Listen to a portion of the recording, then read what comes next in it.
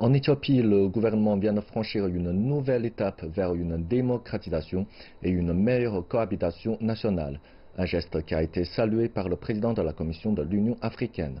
Pour mieux comprendre les changements qui se passent en Éthiopie, nous allons joindre notre correspondant sur place, Zinambou Ralefom.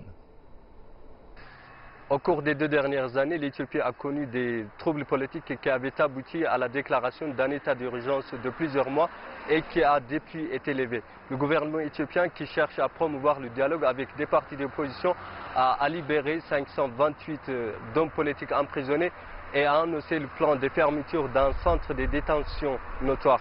Le Premier ministre éthiopien Haile Mariam Desalegn a déclaré que le gouvernement avait décidé de libérer des politiciens emprisonnés en vue d'élargir l'horizon démocratique du pays et d'établir un consensus national. La décision est intervenue au début du mois de janvier, après 18 jours de pourparlers au sein de la coalition au pouvoir du Front démocratique révolutionnaire populaire éthiopien, FRDF. Les analystes politiques estiment que cette libération des politiciens emprisonnés marquera une nouvelle ère dans le processus de démocratisation du pays.